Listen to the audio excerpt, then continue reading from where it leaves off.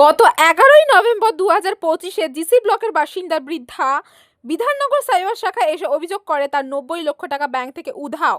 তদন্তে নেমে পুলিশ জানতে পারে বিভিন্ন বেসরকারি ব্যাংকে ধাপে ধাপে সেই টাকা চলে গিয়েছে অ্যাকাউন্ট থেকে।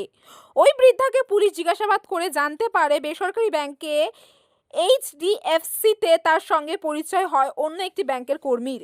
পরবর্তী ছেলে মেয়ে দেশে না থাকায় সুযোগ নিয়ে বৃদ্ধার বিশ্বাসযোগ্যতা এবং ভরসা অর্জন করে ব্যাংকের অ্যাকাউন্টের সমস্ত ডিটেলস হাতিয়ে নেয় এবং অন্য একটি ব্যাংকে অ্যাকাউন্ট করে দিয়ে সেই অ্যাকাউন্ট থেকে ধাপে ধাপে ৯০ লক্ষ টাকা হাতিয়ে নেয় সেই বেসরকারি ব্যাংকের কর্মী এবং সেই টাকা দিয়েই বিলাসবহুল গাড়ি ক্রয় করে, এমনটাই তদন্তকারী আধিকারিকদের সূত্রে মারফত খবর।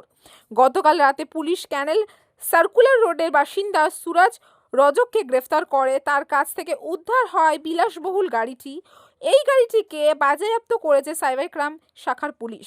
ধৃতকে বিধাননগর আদালতে পেশ করে 10 দিনের পুলিশি হেফাজতে নেওয়ার আবেদন জানিয়েছে, এমনটাই খবর। ক্যামেরায় বিশ্বজিৎ বিশ্বাসের সাথে আমি রিঙ্কি, নিউজ কলকাতা 24।